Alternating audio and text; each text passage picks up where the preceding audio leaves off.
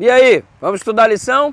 Olha só, a duração da lei de Deus é o tema de hoje, desta quarta-feira. Gente, desde quando existe a lei de Deus? Ora, se Adão pecou e pecado é a transgressão da lei, a lei já existia no Éden, óbvio.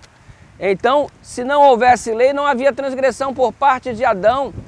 Como é que se sabe que Caim matou Abel? Por acaso pecou matando Abel? Quem é que informou para ele que matar era pecado? Como que se sabe que esse pecado existia se a lei foi dada somente no Sinai 430 anos depois de Abraão?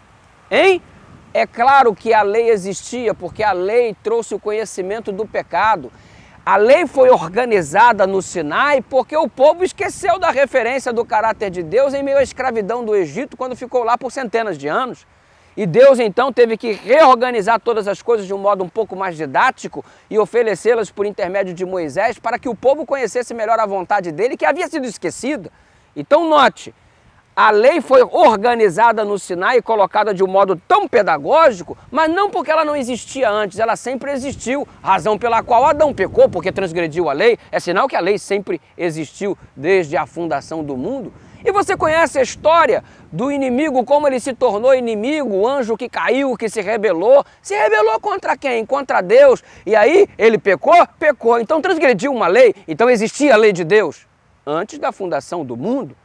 Note, querido, não vem com esse papo furado dizendo que a lei acabou, a lei acabou. Querido, a lei existe desde antes de existir fundação do mundo.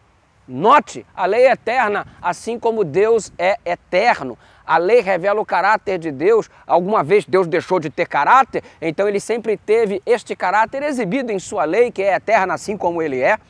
E diante disso a gente pergunta assim, nossa, e quando é que até nos interrompe aqui o raciocínio o fato de ter uma declaração meio que estranha, lá no texto de Gálatas capítulo 3, no verso 19, que Abraão recebe a promessa e aí deveria guardar a lei até que aparecesse o Messias, e parece até que dá a entender que o Filho de Deus surgindo estaria abolindo a lei.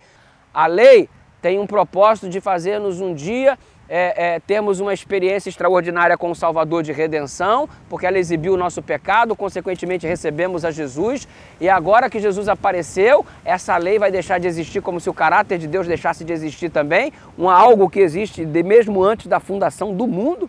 Claro que não. Que bom que a Bíblia tem todo um contexto para ser analisado e esclarece nos pontos que de outra forma seria um pouco difícil de compreender da nossa parte. Que Deus nos ajude, porque a lei é eterna, e vamos observá-la eternamente no poder e na direção do nosso Deus em nossa vida. Que Ele nos abençoe nesse sentido. Pai querido, obrigado porque a lei reflete o Teu caráter e o Teu caráter é extraordinário.